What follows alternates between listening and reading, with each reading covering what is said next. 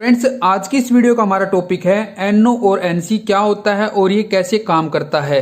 ये वीडियो देखने के बाद आपके एनओ एनसी से रिलेटेड सारे डाउट क्लियर हो जाएंगे, क्योंकि इलेक्ट्रिकल के अंदर जो एबीसीडी होती है ना, वो एनओ एनसी से ही स्टार्ट होती है। जैसे हम इंग्लिश सीखने के लिए हम सबसे पहले एबीसीडी सीखते हैं, उसी लिए हमारे लिए इलेक्ट्रिकल को सीखने के लिए या फिर इलेक्ट्रिकल को समझने के लिए एनओएनसी का पता होना बहुत ही जरूरी है।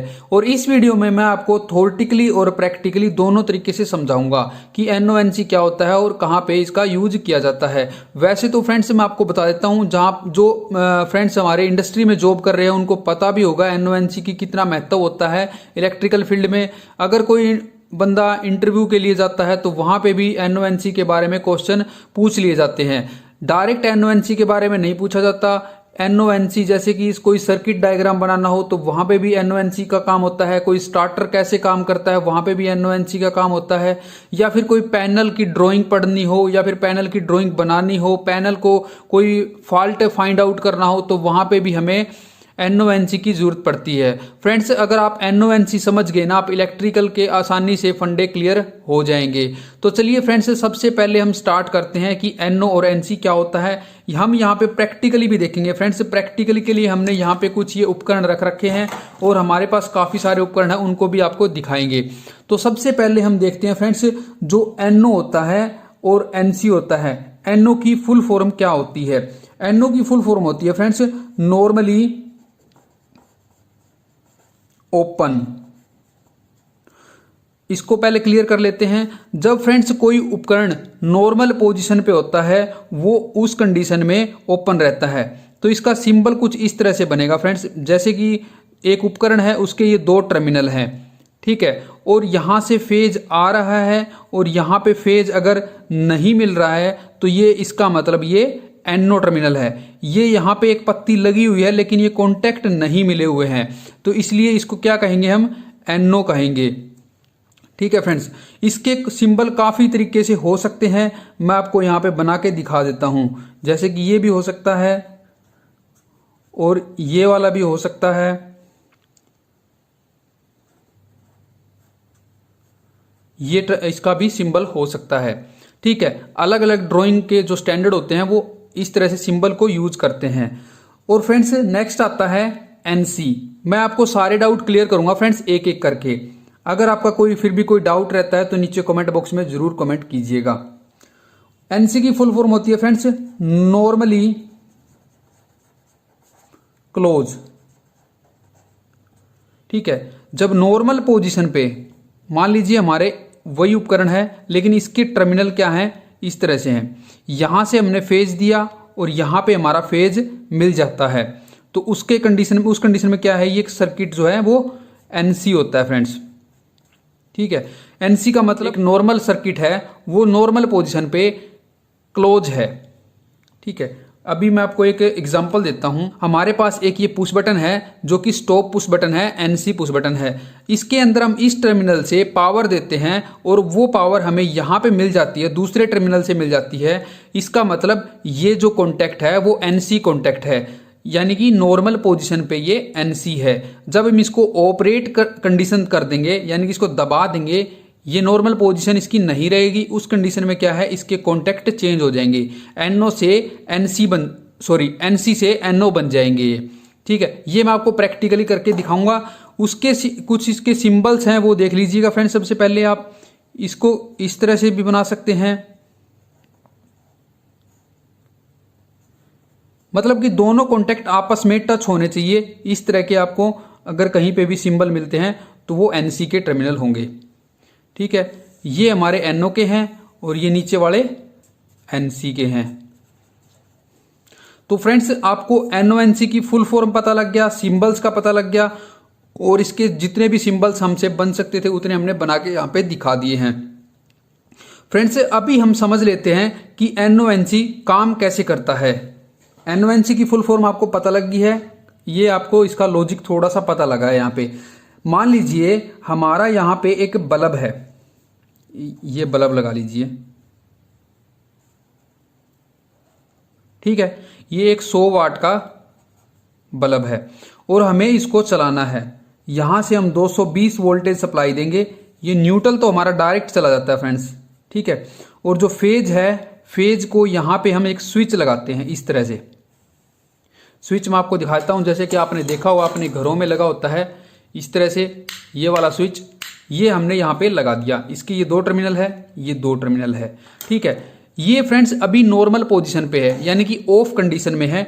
तो ये जो कॉन्टैक्ट होगा फ्रेंड्स, ये वाला जो कॉन्टैक्ट है वो अभी NO है, क्योंकि ये ओपन है, नॉर्मल पोजीशन पे ओपन है। ये वाला टर्मिनल और ये वाला टर्मिनल आपस में ओपन है, तो इसका मतलब ये क्या हुआ, नॉर्मली ओपन हुआ। जब हम इसको दबा देंगे तो ये क्या होगा, NC बन जाएगा। नॉर्मल पोजीशन नहीं रहेगी, इसकी एक्टिव पोजीशन हो जाएगी फ्रेंड्स फिर ये, ठीक है। इस तरह से जब ये दोनों मिल जाएंगे तो ये सर्किट क्लोज हो जाएगा और ये बल्ब हमारा ऑन हो जाएगा, ठीक है। ये तो एक सिंपल सा हमने एक एग्जांपल लेके चले हैं कि हमें एक छोटे से सर्किट के अंदर भी NO-NC का यूज करना आना चाहिए, ठीक है। यानी कि छोटे से सर्किट के अंदर भी NO-NC का यूज होता है।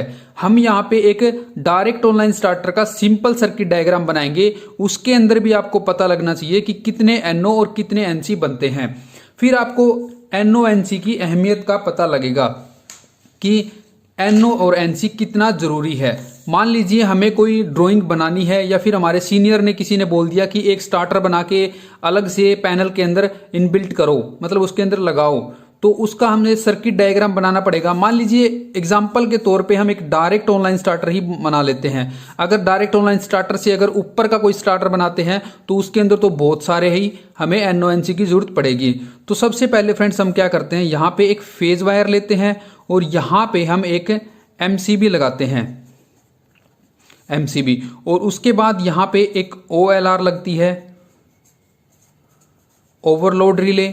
उसके बाद फ्रेंड्स यहाँ पे एक स्टॉप बटन लगता है, मैं यहाँ पे स्टॉप लिख रहा हूँ सिर्फ। और यहाँ पे उसके बाद एक स्टार्ट बटन लगता है।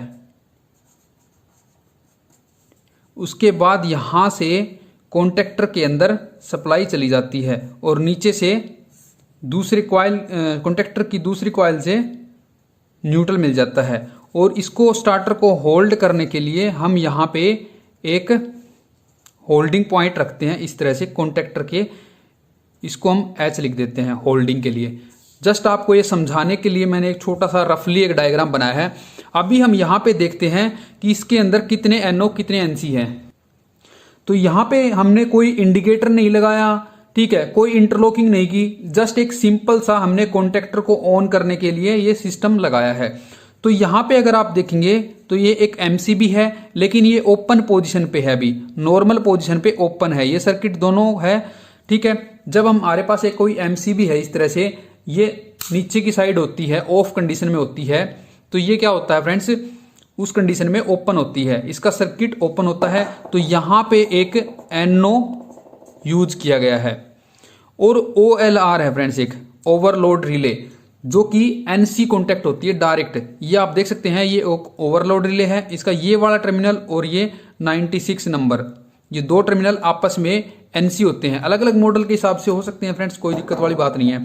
तो ये NC होते हैं फ्रेंड्स। ये डायरेक्ट MCB से सप्लाई आएगी OLR में, OLR से सीधा डायरेक्ट ये आगे भेज देती है फ्रेंड्स ये स्टॉप बटन के अंदर। स्टॉप बटन के अंदर भी फ्रेंड्स यहाँ पे ये NC है, ठीक है, ये वाला भी NC है फ्रेंड्स, ये आप देख सकते हैं, ये स्टॉप बटन है रेड कलर का, ये भी NC होता है। ये आगे यहाँ पे सप्लाई आएगी और ये डायरेक्ट ही आगे की सप्लाई को फॉरवर्ड कर देता है स्टार्ट बटन के अंदर। अभी जो स्टार्ट बटन है फ्रेंड्स वो वाला NO है, ये सप्लाई को आगे नहीं भेजता, ये यहीं पे रोक लेता है। जब हम इसको दबाएंगे तब आगे सप्लाई जाएगी और कॉन्टेक्टर ऑन होगा, ठीक है। तो ये क्या है, NO हो जाएगा, मतलब ये NO रहता है हमेशा। जब इसको दबाएंगे तब ये NC होगा, जब हम इसको दबाएंगे जब ये NO होगा। जब ये ओवरलोड रिले ट्रिप हो जाएगी तब ये NO बन जाएगी। जब हम इसको ऑन करेंगे MCB को तब ये NC बनेगी, ठीक है। तो इसके अंदर छोटे से सर्किट के अंदर आप देख सकते हैं फ्रेंड्स, एक NO यहाँ पे, एक NO यहाँ पे, 2 NC यहाँ पे। लेकिन इसके अंदर आप यहाँ पे देखेंगे एक होल्डिंग भी ले रखी है हमने, जो कि कॉन्टेक्टर के एक्सिलरी कॉन्टेक्ट से हमने ली है। तो ये भी एक NO है फ्रेंड्स। तो यहाँ पे हमने 1 2 3 4 5 चीजें हमने 5 कॉन्टेक्ट यूज किए हैं। 5 में से 3 हमारे NO है और 2 हमारे NC हैं। एक छोटे से टर्मिनल, एक छोटे से सर्किट के अंदर इतने सारे NO NC यूज किए हैं। अगर मैं आपको यहाँ पे गिनाने लग जाऊंगा कि इसके अंदर इंडिकेटर भी लगाना है, इंटरलॉकिंग भी करनी है, DCS के लिए भी देना है, या फिर कोई रेफरेंस कहीं पे भी देनी है, सीक्वेंस स्टार्टर के लिए देनी है, तो कितने सारे NO NC हो जाएंगे। इस डायग्राम के थ्रू आप समझ सकते हैं कि कितने हमारे NO NC यूज होते हैं। तो फ्रेंड्स, ये एक छोटा सा एग्जाम्पल था। अभी हम देखते हैं प्रैक्टिकली टेस्ट करके। तो प्रैक्टिकली टेस्ट कैसे करेंगे? हमारे पास ये NO और NC के टर्मिनल है और एक ये मल्टीमीटर है। ठीक है फ्रेंड्स, मल्टीमीटर से हम सबसे पहले हम क्या करेंगे, मल्टीमीटर को कंटिन्यूटी टेस्ट पे लगाएंगे। कंटिन्यूटी टेस्ट पे क्या होगा, अगर मान लीजिए हमारे 2 कॉन्टैक्ट आपस में टच होंगे तो ये बीप की आवाज देगा। तो मान लीजिए, देखिए दोनों टच करते हैं, ठीक है, ये आप देख सकते हैं ये बीप की आवाज दे रहा है। तो हमारा ये कॉन्टैक्ट है, इसके ऊपर कुछ भी नहीं लिखा हुआ। मान लीजिए यहाँ पे अभी NC लिखा हुआ है, आपको यहाँ पे मिटा हुआ मिलता है। तो लेकिन इसको कैसे चेक करेंगे, यहाँ पे एक टर्मिनल को यहाँ पे लगाएंगे और एक यहाँ पे लगाएंगे, तो ये बीप की आवाज आ रही है, तो इसका मतलब ये NC टर्मिनल है। जब ये ऑपरेट हो जाएगा, मान लीजिए इसको हम ऑपरेट करते हैं अभी यहाँ पीछे से स्विच से, देख सकते हैं आप, ये ऑफ हो गया।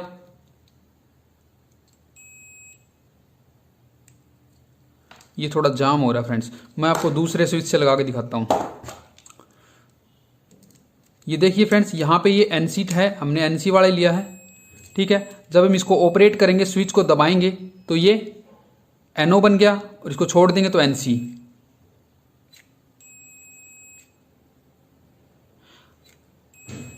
ठीक है फ्रेंड्स, इस तरह से ये NO NC काम करता है। इसी तरह से हमारे पास एक ये NO टर्मिनल भी है यहाँ पे। तो यहाँ पे हमें कुछ लिखा हुआ नहीं है, इसको इस तरह से चेक करेंगे। ठीक है, ये नहीं मतलब बीप की आवाज नहीं आ रही है, तो इसका मतलब ये NO है। जब हम इसको दबाएंगे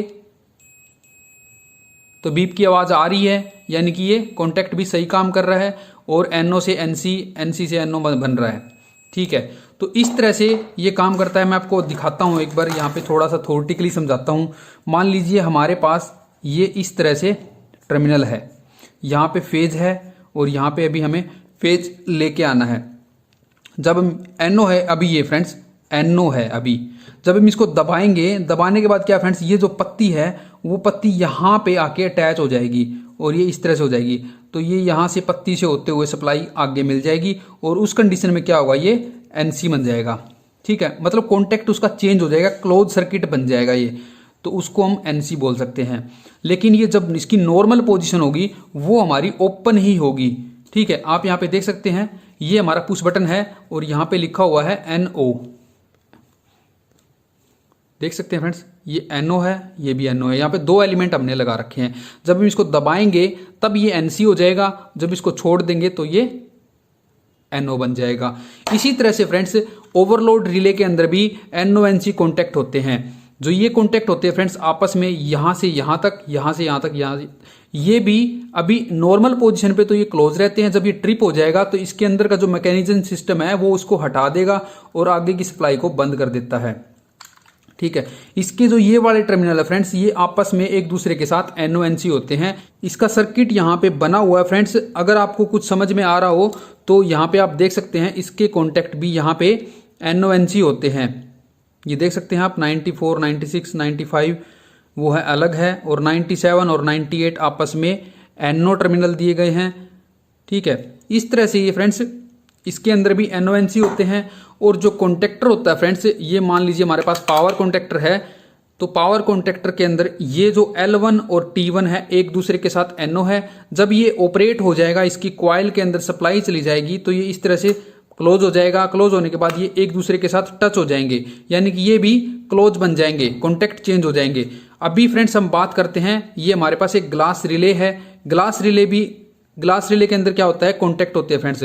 इसके अंदर हम एक इस टर्मिनल के अंदर और एक इस टर्मिनल के अंदर हम सप्लाई दे देते हैं। सप्लाई देने के बाद क्या है, इसके अंदर सप्लाई चली जाती है और इसके अंदर कॉन्टैक्ट चेंज हो जाते हैं। आप यहाँ पे अगर आपको दिखाई दे रहा होगा तो ये इस घेरे के अंदर कॉन्टैक्ट दिखाई दे रहे होंगे। जब इसके अंदर सप्लाई जाएगी तो ये यहाँ पे मैग्नेट बनेगी, मैग्नेट बनने से ये प्लंजर इस तरह से खिसकेगा इधर से उधर, तो ये कॉन्टैक्ट चेंज होंगे।